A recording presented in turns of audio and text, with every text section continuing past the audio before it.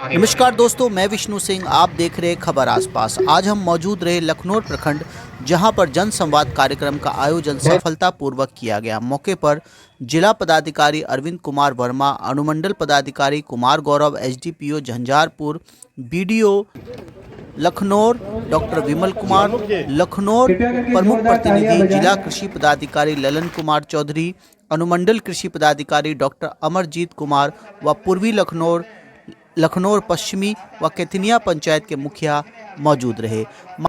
जानकारी के लिए बता दूं, मुख्यमंत्री महत्वाकांक्षी योजना के अंतर्गत जनसंवाद का कार्यक्रम लगातार जिला में जारी है। इसके अंतर्गत सभी विभाग, फिर वो चाहे मनरेगा हो, स्वास्थ्य विभाग हो, वन विभाग हो या जनसंचार केंद्र हो, सभी तरह के विभाग पूरी तरह से एक्टिव दिखे और साथ साथ उन्होंने अपनी योजनाओं की जानकारी मतदाताओं तक पहुंचाई।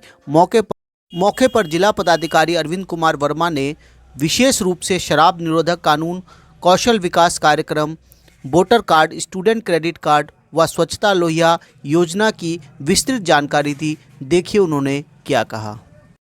आप लोग जनसंवाद कार्यक्रम में हम लोग जो सरकार की विभिन्न योजनाएं हैं और जो कल्याणकारी कार्य हो रहे हैं उनके बारे में जानकारी देने के लिए सभी ब्लॉक्स में हम लोग जा जाके ये कार्यक्रम कर रहे हैं और इसके तहत सरकारी कार्यक्रमों की और उसकी उपलब्धियों की विस्तृत जानकारी देने का प्रयास हम लोग कर रहे हैं। आप लोग इतनी संख्या में आए हैं, बहुत बहुत आप लोगों को मैं धन्यवाद देता हूँ।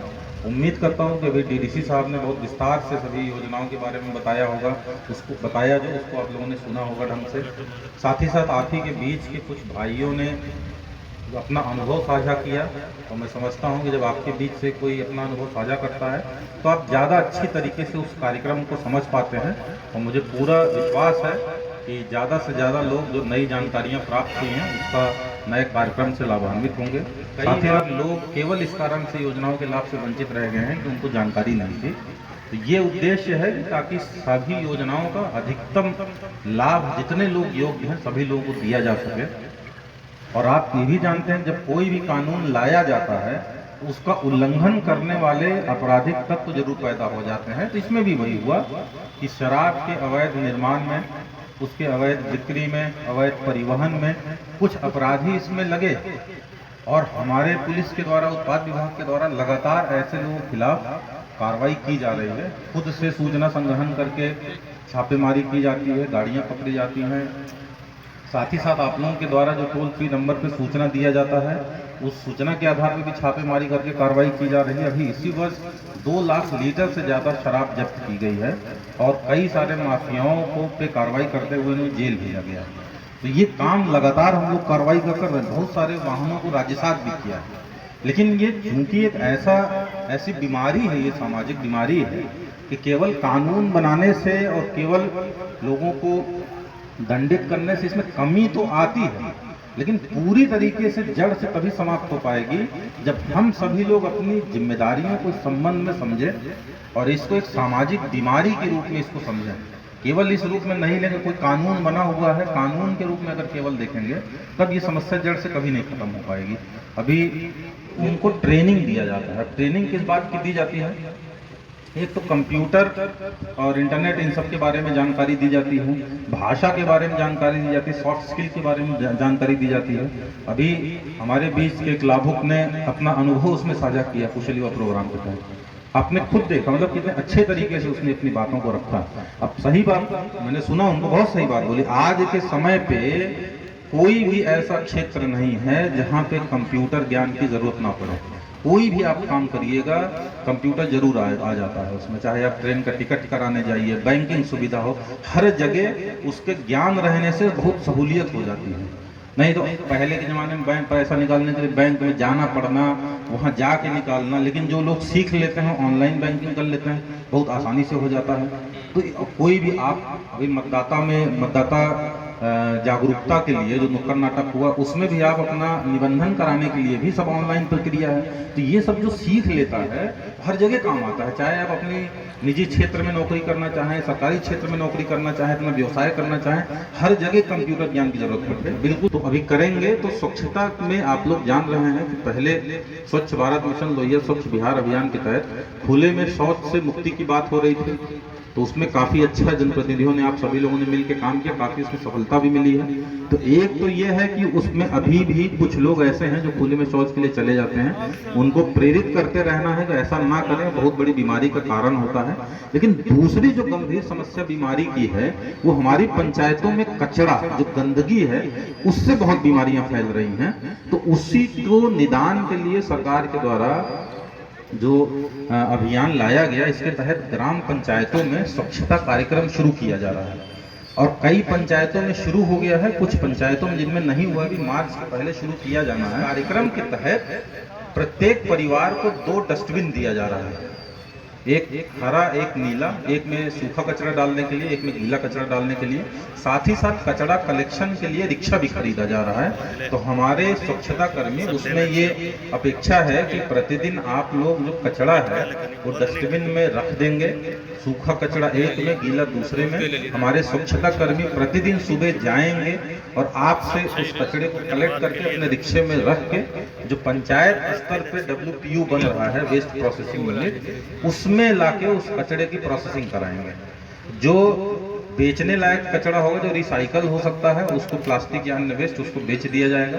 और जो खाद बन जिससे सकता है, बायोडिग्रेडेबल जो वेस्ट है, उसको कंपोस्टिंग के माध्यम से खाद बना के पंचायत बेचेगी। लाया गया अनुमंडल स्तर पे और जिला स्तर पे लोक शिकायत निवारण पदाधिकारी पदस्थापित कर दिए गए और उनको सिर्फ यही जिम्मेदारी दी गई है कि उनको लोगों की शिकायतों को सुनना है, उसका निस्तारण कराना है। कोई भी परिवाद उनके यहाँ आता है तो परिवादी को नोटिस करेंगे और जिस लोक प्राधिकार से संबंधित शिकायत रहती है, उन लोक प्राधिकार को बुलाया जाएगा। अगर ब्लॉक से संबंधित है, BDO साहब आएंगे, अंचल संबंधित है तो CO साहब आएंगे, तो सब लोग उसका जवाब के साथ आएंगे और 60 दिन के अंदर सुनवाई करके उसको निस्तारण किया जाता है।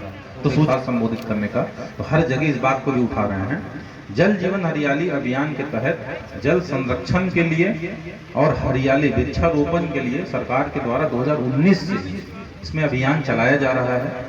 और इस अभियान का एक प्रमुख अवयव है, कंपोनेंट है कि लोगों को जागरूक करना कि लोग भी इसमें अपना सहयोग करें, सभी व्यक्ति, सभी परिवार। तो इसके अंतर्गत सरकार के द्वारा जल संरक्षण के लिए सभी सरकारी भवनों पे रेन वाटर हार्वेस्टिंग संरचना, जो छत वर्षा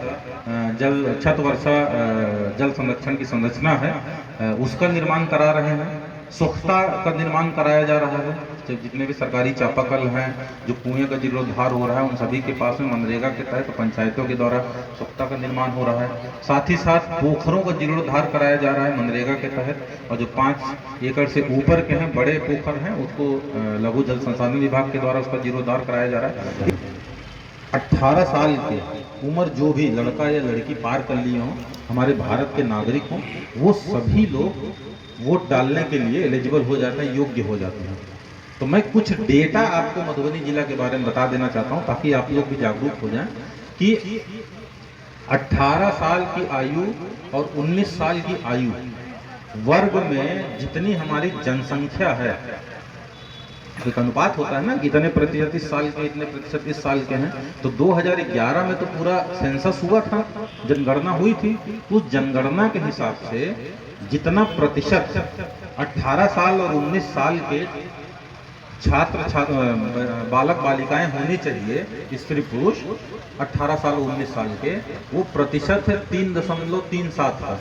मतलब कुल जनसंख्या का 3.37% 18 साल और 19 साल के बीच का होना चाहिए।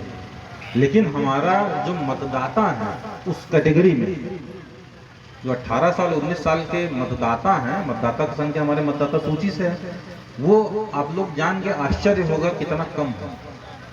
तो 0.28, मतलब कितना गैप है, देख रहे हैं।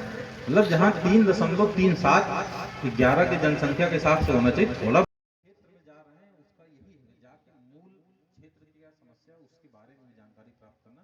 अभी सबसे तो सुनना संभव नहीं है, लेकिन 1-2 जनप्रतिनिधियों से हम लोग अनुरोध भी करेंगे कि उस क्षेत्र की समस्या के बारे में भी हम लोग को बताएं, ताकि हम लोग उसके निदान के लिए अपना आवश्यक कार्रवाई करें।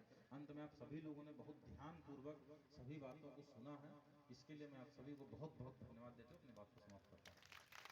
मौके पर विद्यार्थियों के द्वारा नुक्कड़ नाटक का आयोजन किया गया तथा गीत संगीत के द्वारा मतदाताओं को सरकारी योजनाओं के बारे में जानकारी देने की पूरी कोशिश की गई। मैं आपको बता दूं, जनसंवाद कार्यक्रम लगातार जिला में जारी और इसका उद्देश्य कहीं ना कहीं मतदाताओं को अनुमंडल पदाधिकारी, ब्लॉक अधिकारी और साथ साथ जिला पदाधिकारी से जोड़ने का, ताकि ज़्यादा से ज़्यादा मतदाता अपने अधिकारों के बारे में जानकारी प्राप्त कर सके। सो उम्मीद करता हूँ इस तरह के वीडियो को आप लाइक करेंगे, शेयर करेंगे, कमेंट करेंगे। हम इस तरह के वीडियो लगातार आपको दिखाते रहते हैं और कहीं ना कहीं कोशिश रहती है कि सभी मतदाता जागरूक हो और अपने अपने अधिकारों के प्रति उनको सभी जानकारी हो। तो इस तरह के वीडियो के साथ फिर मिलेंगे अगले वीडियो में। तब तक आप लोग देखते रहे खबर आसपास। जय हिंद, जय भारत, जय मिथिला।